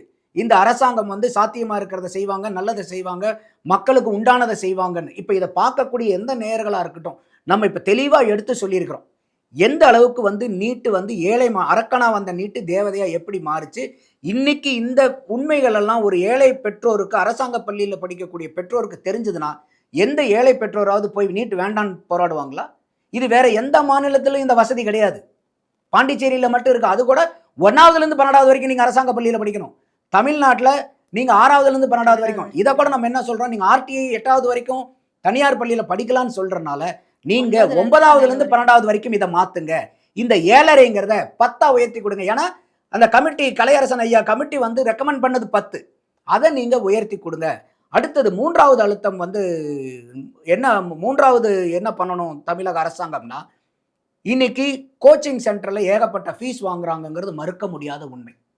இப்ப கல்வி அமைச்சர் ராஜ்மோகன் கூட நீங்க தனியார் இதெல்லாம் வந்து நீங்க பப்ளிஷ் பண்ணுங்க உங்களுடைய ஃபீஸ் எல்லாம் சொல்லி கோரிக்கை வச்சார். நான் ஏற்கனவே சொன்னேன், கல்வி கன்கரண்ட் லிஸ்ட் இருக்கு, ஒத்திசைவு பட்டியல் இருக்கு, மாநிலத்துக்கும் அதில் அதிகாரம் உண்டு. இன்னைக்கு மாநிலத்தில் தமிழகத்துக்குள்ளார இருக்கக்கூடிய கோச்சிங், நீட் கோச்சிங் சென்டர்ல இது ஜேஜிஇ எல்லா கோச்சிங் சென்டர்லையும் இதுக்கு மேல ஃபீஸ் ஃபிக்ஸ் பண்ணக்கூடாதுங்கிற நிர்ணயிக்கக்கூடிய அதிகாரம் மாநில அரசு இருக்கா இல்லையா? அதையும் நீங்க செய்யுங்கன்ற நான். அப்ப நீட் கோச்சிங் சென்டர்லாம் கொள்ளையடிக்கிறான் ரைட், கொள்ளையடிக்கிறவனை தடுக்கிறதான அரசாங்கத்தினுடைய கடமை. அதுக்காக தான் அரசுடைய கோச்சிங் சென்டர்ஸும் இருக்கு. அரசனுடைய கோச்சிங் சென்டர் கொண்டு வாங்க. அப்போ இன்னைக்கு நீங்க செய்ய வேண்டியது உடனடியா எந்தெந்த நீட் கோச்சிங் சென்டர் இருக்கு, எவ்வளவு ஃபீஸ் கலெக்ட் பண்ணிட்டு இருக்காங்க, எல்லா டேட்டாவும் கலெக்ட் பண்ணி நீங்க கவர்மெண்ட் ஒரு ரேஷனலான ஒரு அந்த கட்டணத்தை நிர்ணயிங்க. அதுக்கு மேல வாங்குறவங்க மேல நடவடிக்கை எடுங்க. எப்படி வாங்கிடுவாங்க? அப்ப இது அரசாங்கம் 3ஆவதா செய்யணும். 4வது வேண்டுகோள் இந்த அரசாங்கத்துக்கு என்னன்னா, இந்த டாக்டர் ராதாகிருஷ்ணன் கமிட்டி அவங்களுடைய ரெக்கமெண்டேஷன்ஸ் எடுத்து பார்த்தீங்கன்னா முத்தா இருக்குது.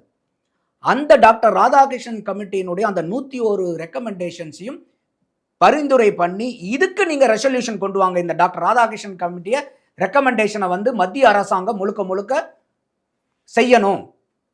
அதுல வந்து நீங்க மத்திய அரசாங்கத்துக்கு நிர்பந்திக்கிறதுக்கு அதுக்கு நீங்க ரெசல்யூஷன் கொண்டு வாங்க.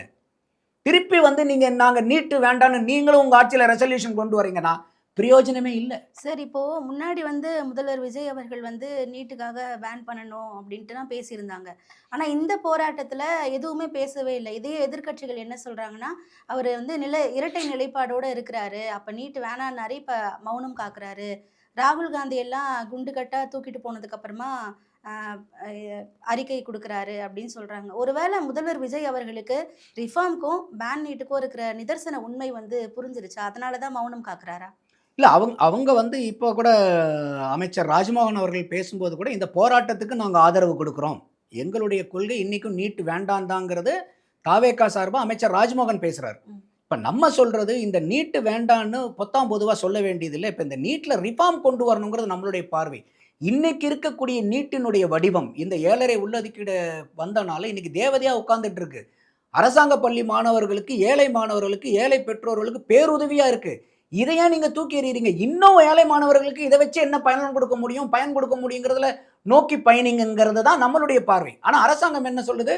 இந்த போராட்டத்துக்கு ஆதரவுன்னு தான் சொல்றாங்க அவங்க. ஆனா அவங்க சொல்ற ஒரே வார்த்தை என்னன்னா, அனுமதிக்கப்பட்ட இடத்துல போராடுங்க, பொதுமக்களுக்கு சிரமம் ஏற்படுத்துற வகையில போராடாதீங்க. இது எல்லா அரசாங்கமும் சொல்லக்கூடியது தானே. அப்ப அவங்க மேல நம்ம குற்றம் சொல்றதுல தப்பு இல்லை. இப்ப நிறைய பேர் என்ன சொல்றாங்கன்னா, மெரினாவை கொடுக்க வேண்டாமா நீங்க போராடுறதுக்கு? இதுக்கு முன்னாடி திமுக அரசாங்கம் கொடுத்தீங்களா மெரினாவை போராடுறதுக்கு? ஜல்லிக்கட்டுக்கு கூடின மாதிரி ஏன் இதுக்கு கூடல? சரி, அப்ப நீங்க என்ன அனுமதி கொடுத்தா கூடுனீங்க? நாங்க வந்து அனுமதியே வாங்காம நாங்க போராடணும். எப்படிங்க அனுமதி வாங்காம ஒரு நாட்டுல போராட விடுவாங்களா? போராடுறது உங்க உரிமை. அதே சமயம் பொதுமக்களுடைய நலனை காக்க வேண்டிய கடமை, சட்டம் ஒழுங்கை பாதுகாக்க வேண்டிய கடமை ஆளுங்கட்சிக்கு இருக்கு. அப்ப இந்த இடத்துல தாவேகா அரசாங்கம் போராட்டத்துக்கு நாங்க ஆதரவுன்னு தான் சொல்றாங்க. அவங்க யாரும் போராட்டத்தை ஒடுக்கணும்னு நினைக்கல. ஆனா ஒதுக்கப்பட்ட இடத்துல போய் நீங்க போராடுங்க, மக்களுக்கு இடையூறு இல்லாம போராடுங்க, போராட்டத்துக்கு நாங்களே தான் ஆதரவு. இப்ப நமக்கும் தாவேகாக்குமே எந்த இடத்துல வித்தியாசம் வருதுன்னா, அவங்க நீட்டே வேண்டாங்கிறாங்க. நம்ம நீட்டுல ஒரு மாறுதல் வேணும். நீட்டு ஏன் வந்து நீங்க நீக்காதீங்கன்னு இவ்வளவு நேரம் நம்ம அது விளக்கம் கொடுத்துருக்கோம். அரசாங்கம் இதை பார்க்க நேர்ந்து, கல்வி அமைச்சரும் இதை பார்க்க நேர்ந்து அவங்க ஒரு நல்ல முடிவை எடுத்தாங்கன்னாக்கா ஏழை மாணவர்களுக்கு, அரசாங்க பள்ளியில் படிக்கக்கூடிய ஏழை பெற்றோர்களுக்கு பேருதவியா இருக்குங்கிறது தான் என்னுடைய பார்வை. சார், நீங்க டேட்டா சொல்றத வச்சு பார்க்கும்போது ஓகே, 7.5 இடஒதுக்கீட்டில் ஏழை மாணவர்கள், அரசு பள்ளி மாணவர்கள் பயன்படுறாங்க. ஒரு வருஷத்தை விட எண்ணிக்கை அதிகமாயிட்டே போதா அப்படின்னு எனக்கு தோணுது. ஆனால் அதே சமயம் இன்னொரு பக்கம் நீட்டுக்கு முன்னாடி இருந்தவங்களோட எண்ணிக்கை, நீட்டு வர்றதுக்கு முன்னாடி அரசு பள்ளியிலேருந்து போனவங்களோட எண்ணிக்கை அதிகமாக இருக்குன்ற மாதிரியான ஒரு பொது மனப்பான்மை தான் இருக்குது. எனக்குமே அப்படி தான் இருந்துச்சு. இப்போ என்னோட கேள்வி என்ன அப்படின்னா, கோச்சிங் சென்டர்ஸ்லாம் இருக்குது, ரிப்பீட்டர்ஸ் நிறைய பேர் இருக்காங்க. தமிழ்நாட்டில் வந்து கோச்சிங் சென்டர் இல்லாமல் கேரளா மற்ற மாநிலங்களில் போயிட்டு கோச்சிங் படிச்சுட்டு வந்து நீட் எழுதுகிறாங்க. ஆனால் அரசு பள்ளி மாணவர்கள் அவங்களே சொந்தமாக நீட் கோச்சிங்க்கு செலவு பண்ண முடியாது, சொந்தமாக படிக்கிறாங்க. சிலபஸ் எல்லாமே வேறு. அதையும் தாண்டி போயிட்டு 2 பேருமே ஒரு இடத்துல எழுதும் போது 2 பேருக்கும் எப்படி சமமான வாய்ப்பு இருக்கும் அப்படின்னா, அரசு பள்ளி மாணவர்கள் வஞ்சிக்கப்படுறதா தானே எனக்குமே தோணுது. இல்லை, இப்போ உதாரணத்துக்கு நான் வேற ஒரு உதாரணம் சொல்லி விளக்குனா உங்களுக்கு புரியும்னு நினைக்கிறேன் கவிதா. இப்போ வந்து ஒரு கிரிக்கெட் டீம் இருக்குது. யாரை செலக்ட் பண்ணுவீங்க? நல்லா விளையாடக்கூடியவர்களை செலவு பண்ணுவீங்க. சார் அவன் வந்து சிட்டியில் இருக்கான் சார், அவன் வந்து நிறையா கோச்சிங் சென்டர் வந்து மெட்ராஸில் இருக்குது, அதனால் போய் அங்கே கோச்சும் நிறையா இருக்காங்க, அதனால் வந்து அந்த கோச்சுக்கிட்ட போய் அவன் நல்லா விளையாடுறான் சார் என்னை விட. ஆனால் நான் ஊரில் இருக்கேன் சார், எனக்கு கோச்சிங் வசதி இல்லை, அப்போ வந்து எனக்கு இடம் கொடுங்க, அவன் கோச்சிங்கில் போய் நல்லா விளையாடுறதுக்குனால நீங்கள் அவனுக்கு இடம் கொடுக்காதீங்கன்னு கேட்டால் எப்படி இருக்கும்? டீமுக்கு வந்து நல்லா விளையாடு. ஆனால் இந்த இடத்துல அரசாங்கத்தினுடைய கடமை என்னன்னா, திறமை வாய்ந்தவன் கிராமத்துலையும் இருக்கான், இங்கே திறமை வாய்ந்தவன் நகரத்திலையும் இருக்கான், இவனுக்கு திறமையை வளர்த்துறதுக்கு உண்டான வாய்ப்பு இங்கே இருக்குது. அரசாங்கத்தினுடைய கடமை என்னன்னா, கிராமப்புறத்தில் திறமை இருந்தும் திறமையை வளர்த்துறதுக்கு வாய்ப்பு இல்லாமல் இருக்காங்க பாருங்க, அவங்களுக்கு திறமையை வளர்த்துறதுக்கான வாய்ப்பை உண்டு பண்ணி கொடுக்க வேண்டியது அரசாங்கத்தினுடைய கடமை. நீங்க இவன் கோச்சிங் சென்டர் போயிட்டு இவன் கிரிக்கெட் கோச்சிங் போய் நல்லா விளையாடுறான் சார், அதனால இவன் சரியில்லைன்னு சொல்றது ஏற்புடையதில்லை. கிராமப்புறத்தில் திறமை இருக்கக்கூடிய கிரிக்கெட் வீரனுக்கும் அங்கே அவனுடைய விளையாட்டை திறனை வளர்த்திக்கிறதுக்கு கோச்சிங் சென்டரை ஏற்பாடு பண்ண வேண்டியது அரசாங்கத்தினுடைய கடமை. அப்படியே இது நீங்க வந்து நீட்டுக்கு கொண்டு வாங்க. இப்போ இன்னைக்கு வந்து கோச்சிங் சென்டர் போறதுக்கு வசதி வாய்ப்பு இருக்கக்கூடிய மாணவர்கள் போய் படிக்கிறாங்க. ஆனா கிராமப்புறத்துல இருக்கிற மாணவர்களுக்கு இந்த வசதி வாய்ப்பு இல்லை. நியாயம் அரசு சார்பிலே இருக்கு. அப்போ இத தரமா இருக்குதான்னு ஒரு கேள்விதான். அப்போ இது அரசாங்கம் என்ன பண்ணணும்? இங்க இருக்கக்கூடிய கோச்சிங் சென்டர்லாம் ஒழிக்கணுமா, இல்ல அங்க அந்த மாணவனுக்கு கோச்சிங்க்கு சிறப்பான வழியை ஏற்படுத்தி கொடுக்கணுமா? தரத்தை தான் மேம்படுத்தணும். தரத்தை மேம்படுத்தணும். நீங்க அரசாங்க சார்பில் இலவச கோச்சிங் சென்டர் கொண்டு வாங்க, ஆக்கப்பூர்வமான செயல்களில் ஈடுபடுங்க. அதே மாதிரி இங்கே கோச்சிங் சென்டரில் கொள்ளையடிக்கிறத வந்து கட்டணத்தை தடுங்க. அரசாங்க சார்பில் ஏழை மாணவர்களுக்கு இலவச நீட் கோச்சிங் பயிற்சி சென்டர் கொண்டு வாங்க.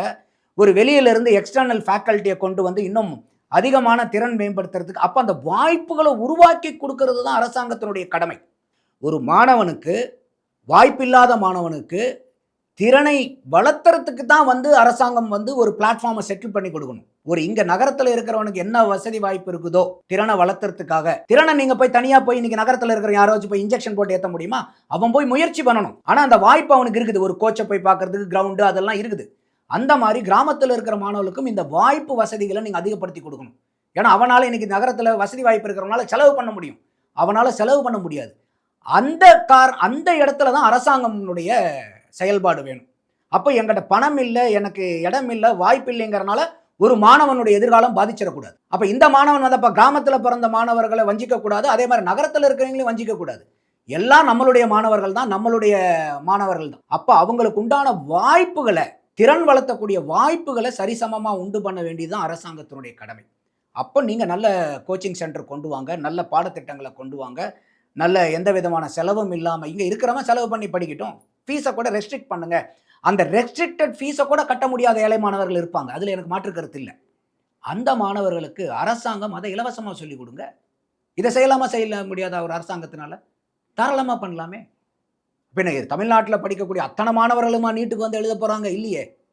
அந்த ஃபர்ஸ்ட் குரூப்பில் படிக்கிறவங்க தானே வந்து இதில் எழுத போகிறாங்க, நீட்டுக்காக படிக்கிறவங்க. அப்போ அந்த ஒரு குறிப்பிட்ட மாணவர்களுக்கு நம்ம ஏன் வந்து பட்ஜெட் ஒதுக்க முடியாதா என்ன? ஏங்க போன திமுக காலகட்டத்திலே 49,000 கோடிங்க கல்வித்துறையினுடைய பட்ஜெட்டு. இதில் ஒரு பகுதியை நீங்கள் ஒதுக்கி பண்ண முடியாதா என்ன? இன்னைக்கு பார்ட்டி ஃபண்டுன்னு எத்தனாயிரம் கோடி போய்கிட்டு இருக்குது. அதில் கொஞ்சம் கட் பண்ணி இந்த இடத்துக்கு ஏழை மாணவர்களுக்கு ஒதுக்கி அந்த ஏழை மாணவர்களை நீங்கள் முன்னுக்கு கொண்டு வர முடியாதா என்ன? தாராளமாக பண்ணலாம். அப்போ என்னுடைய ஒரே வேண்டுகோள் என்னன்னா, இந்த நீட்டு வேண்டாம்னு சொல்லி திருப்பி இன்னும் அடுத்த 5 வருஷத்துக்கு ஒரு மறுபடியும் வந்து ஒரு பொய்யான அரசியலை, பொய்யான நம்பிக்கையை, போலியான நம்பிக்கையை மாணவர்கள் மத்தியில் உருவாக்கி மறுபடியும் அவங்களுடைய எதிர்காலத்தை கெடுக்காதீங்க. இது லீகல் பைண்டிங் இருக்குது எல்லா ஸ்டேட்டுக்கும். அதனால தான் இன்னைக்கு ஒட்டுமொத்த 28 இந்திய மாநிலத்திலையும் 27 மாநிலங்கள் வந்து நமக்கு வந்து நீட்டுக்கு ரிஃபார்ம் வேணும்னு போராடுது. தமிழ்நாடு மட்டும் இந்த பக்கம் திரும்பிக்கிட்டு எங்களுக்கு நீட் வேண்டான்னு போராடுது. அது எப்பயுமே சாத்தியமாகாதுன்னு சார். சாத்தியமும் ஆகாது. அப்ப இல்லாத ஊருக்கு ஏன் வழி தேடிட்டு இருக்கீங்க? இருக்கிற ஊருக்கு அந்த இருக்கக்கூடிய வழியில இருக்கக்கூடிய கல்லும் மல்லையும் அதெல்லாம் கரெக்ட் பண்ணி அந்த ரோடை ஈஸி பண்ணி கொடுங்க. போறவங்க ஈஸியா சுலபமா பயணிச்சு போற அளவுக்கு இது அரசாங்கத்தினுடைய கடமையா இருக்குங்கிறதா என்னுடைய பார்வை கவிதா. சரி, இப்போ கோச்சிங் சென்டர் போறாங்க, அதில் படிச்சுட்டு வராங்க, நீட் பாஸ் ஆகுறாங்க, இப்படி போறாங்க. ஒரு பக்கம் எல்லாராலையும் அதை பண்ண முடியல. இப்போதான் அதை நம்ம பேசணும். ஒரு மருத்துவர் ஆகணும், மருத்துவர்னாலே ஒரு கடவுள் மாதிரி, நம்ம வந்து சேவை செய்யணும் அப்படின்ட்டு ஒரு சேவை மனப்பான்மையோட வரணும்னு ஒரு எண்ணம் இருக்கும். ஆனா பணத்தின் அடிப்படையில இப்படி வரும்போது அந்த எண்ணம் இருக்குமா? கிராமப்புறங்கள்ல போயிட்டு வேலை செய்ய மருத்துவர்கள் வந்து முன் வருவாங்களா? இல்லை, இன்னைக்கு நிறைய கோடிக்கணக்குல பேர் செலவு பண்ணிட்டு. இப்போ இன்னைக்கு நிறைய இடத்துல வந்து பார்த்தீங்கன்னா இதுதான் பிரச்சனையே கவிதா. என்ன ஒன்றுனா இன்னைக்கு மருத்துவர்கள் எல்லாமே வந்து அந்த காலத்துலாம் வந்து பார்த்தீங்கன்னாக்கா ஒரு டாக்டராக இருந்து ஒரு ஊரில் போயிட்டு ஒரு எம்பிபிஎஸ் தான் படிச்சிருப்பாரு. ஒரு 4-5 கிராமத்துக்கு போய் அவர் ஒவ்வொரு இடத்துலையும் கிளினிக் போட்டிருப்பார். 1 மணி நேரம் இங்கே, 1 மணி நேரம் அங்கே, ஒரு 3 ஊர் 4 ஊருக்கு போவார். அப்போ என்ன ஆகும்னாக்கா அந்த ஊரில் இருக்கக்கூடிய டாக்டர் கிளினிக்கு பக்கத்தில் ஒரு மெடிக்கல் ஷாப் வரும். அந்த மெடிக்கல் ஷாப்பு ஒருத்தர் வைப்பார். அந்த டாக்டர் கிளினிக்கை கூட்டுறதுக்குன்னு ஒரு ஆயாமா வருவாங்க, தண்ணி எடுத்து வைக்கிறதுக்குன்னு ஒரு ஆள் இருப்பாங்க. அப்போ ஒரு டாக்டர் ஒரு 5-6 பேர்த்துக்கு வேலை கொடுத்துக்கிட்டு இருந்தார். ஒரு டாக்டர் ஒரு 3-4 ஊருக்கு போகும்போது அவர் ஒரு சாதாரண எம்பிபிஎஸ் படித்த டாக்டர் நம்பி ஒரு 20-24-25 பேர் வேலையை உண்டாச்சு. இன்றைக்கி என்ன ஆயிடுச்சுனாக்கா, இன்றைக்கி எம்பிபிஎஸ், எம்டி, எம்எஸ், ஆர்த்தோ எதோ படிச்சுட்டு அவங்க பூரா என்ன பண்ணுறாங்கன்னா இன்றைக்கி கார்பரேட் ஹாஸ்பிட்டலில் போய் வேலைக்கு சேர்ந்துடுறாங்க.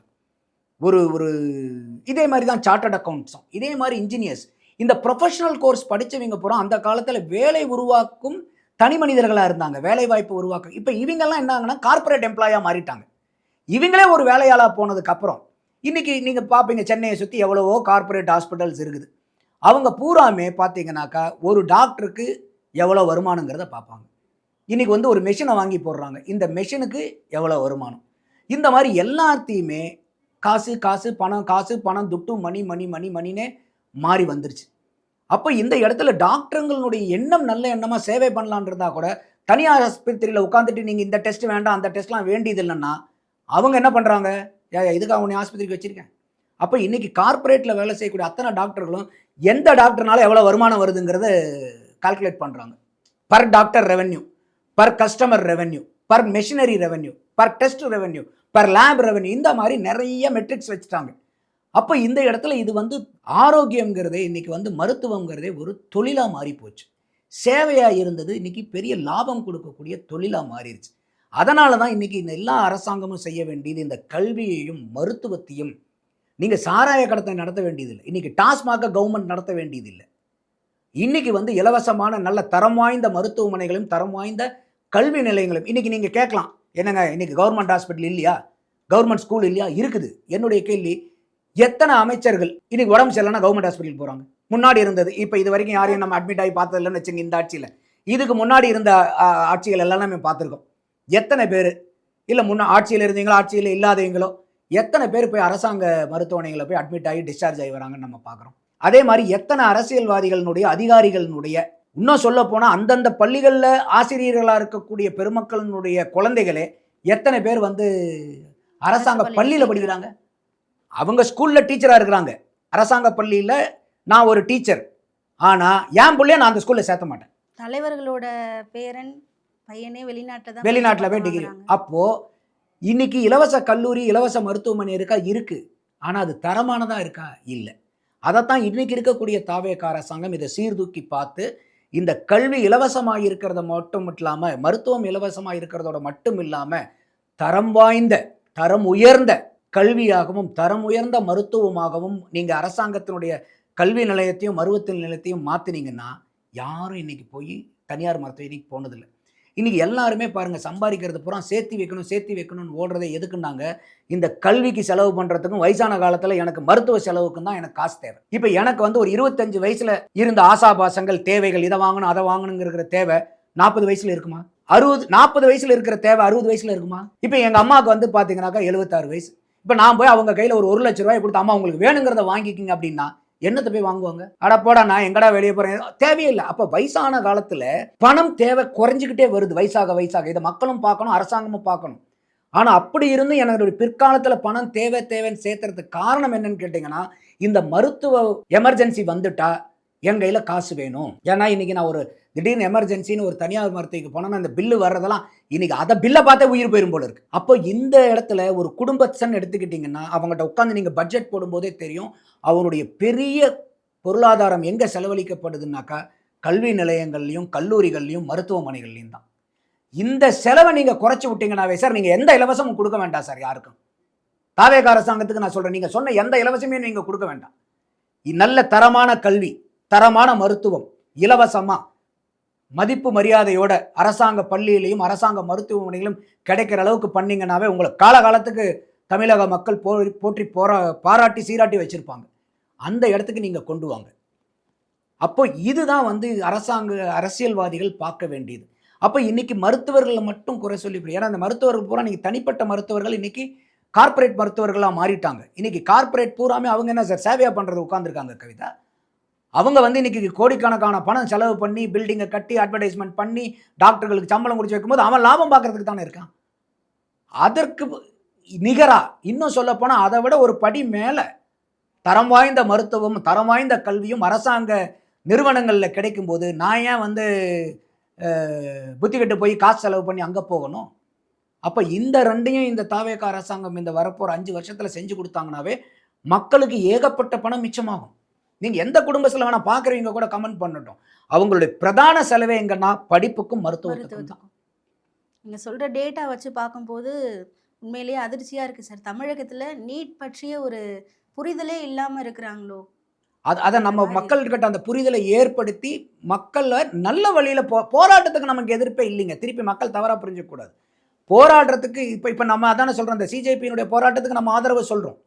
ஆனால் இங்கே நீட்டை வேண்டாங்கிறது மக்களுக்கு இது நிறைய பேருக்கு தெரியல. ஓ நீட்டு வந்து ஏழைக்கெல்லாம் பாதிப்பு போல இருக்கு. ஏன்னா இதைத்தான் அவங்க சொல்லி கட்டமைச்சிட்டாங்க. என்னைக்காவது இந்த புள்ளி விவரங்களெல்லாம் எடுத்து கொடுத்துருக்கீங்களா மக்களுக்கு?